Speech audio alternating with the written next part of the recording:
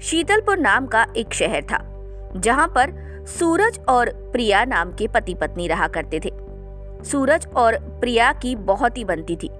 प्रिया एक बड़े घर की लड़की थी और सूरज एक साधारण परिवार का लड़का था। इसी वजह से सूरज की माँ सीता प्रिया को बहुत प्यार किया करती थी, क्योंकि प्रिया अपने साथ दहेज में बहुत कुछ लेकर आई थी। ऐसे ही दिन गुजर रहे थे और ऐसे ही प्रिया को अपनी सास सीता का प्यार मिल रहा था। सूरज का एक भाई था जिसका नाम था मोहन।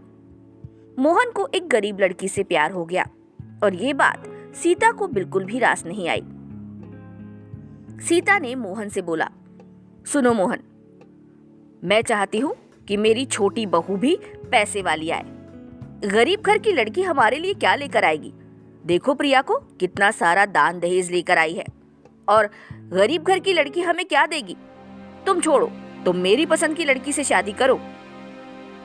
पर मोहन इस बात के लिए राजी नहीं हुआ। उसको तो रुक्मणी से बेहद प्यार था और एक दिन मोहन रुक्मणी को शादी करके अपने घर ले आया। इस बात से सीता बहुत ज्यादा नाराज हो गई। वहीं प्रिया अपने नाजो नखरे के साथ घर में रह रही थी और दूसरी तरफ रुक्मणी के साथ सीता अच्छा व्यवहार भी नहीं किया करती थी। समय बदला और सर्दी का मौसम आ गया। कड़ाके की सर्दी पड़ रही थी। सर्दियों में सीता को डॉक्टर ने बाजरे की रोटी खाने को कहा था, क्योंकि वो रोटियां तासीर में गर्म होती हैं और सीता को ठंड की वजह से बहुत ज्यादा शरीर में अकड़न होने लगी थी।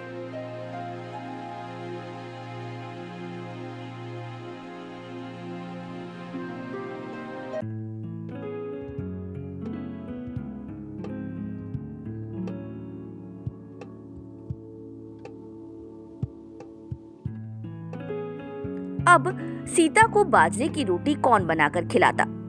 सीता की प्रिय बहू थी प्रिया, तो सीता प्रिया के पास गई और सीता ने प्रिया से बोला, सुनो बेटा प्रिया, सर्दियां पड़ रही हैं और मेरे शरीर में अकड़न होना शुरू हो गई है।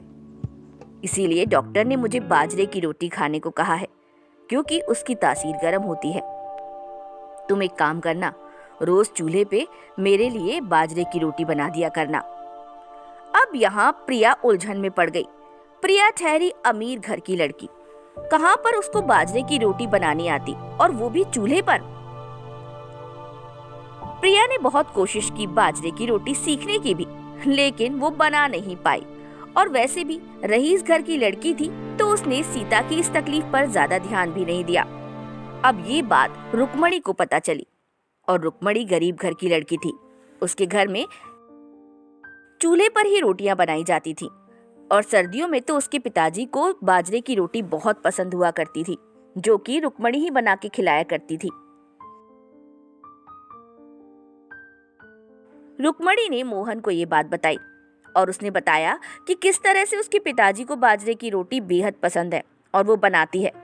सुनो, आपको पता है, सर्दियों में मैं बाजरे की रोटी बनाती हूँ और गुड़ के साथ बाजरे की रोटी को खाओ ना, तो पूरी सर्दी बड़े आराम से निकल जाती है। और हाँ, वो गर्म भी होती है। और तिल लगा के बाजरे के पुए भी मैं बनाती हूँ। मैं एक काम करती हूँ, सर्दियों में आज चूल्हा जलाती हूँ और आप लोगों के लिए बाजरे की टिकिया, वो भी तिल वाली, और बाजरे की रोटी बनाकर खिलाती हूँ।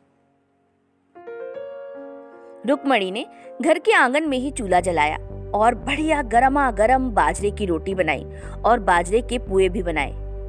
सीता बहुत देर तक तो देखती रही कि रुक्मणी ये सब बना रही है, पर उसको समझ में नहीं आया। उसे लगा कि वो रुक्मणी से इतना नाराज होती है तो शायद रुक्मणी उसे बाजरे की रोटी बनाकर ना दे।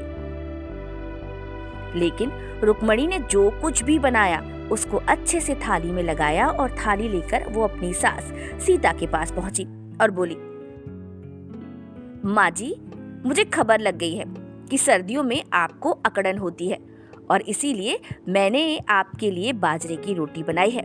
मेरी दादी ने मुझको ये रोटियां बनानी सिखाई थी और मेरे बापू बड़े चाव से खाते हैं। जरा चक्कर तो देखिए कि मैंने ये रोटियां कैसी बनाई हैं। सीता कुछ भी नहीं बोली, बस चुपचाप रुक्मणी को देखती रही और उसके बाद सीता ने रुक्मणी के हाथ की बनी बाजरे की रोटी और तिल और बाजरे के पुए खाए। वो खाकर सीता बहुत ही खुश हुई और उसने रुक्मणी को अपने पास बुलाकर खूब आशीर्वाद दिया और बोला, मुझे लगता था कि अमीर घर की लड़की होगी तो मेरे घर में सब कुछ अच्छा होगा, लेकिन नहीं, गरीब घर की लड़की भी अगर गुणवान है तो किसी अमीर से कम थोड़े पड़ती है। और तुमने तो मेरी समस्या का समाधान कर दिया। बहुत बहुत धन्यवाद बहू, और मुझे मेरे व्यवहार के लिए माफ कर देना। अरे कैसी बातें कर रही हैं माँ जी, ये सब तो सबके घर में होता है, लेकिन आखिरकार आपने मुझे स्वीकार कर लिया, ये सबसे अच्छी बात है ना। और फिर इसके बाद पूरी सर्दी रुक्मणी पूरे घर के लिए बाजरे की रोटियां बनाती और सारा घर एक साथ खुश होकर उन बाजरे की रोटियों को खाता।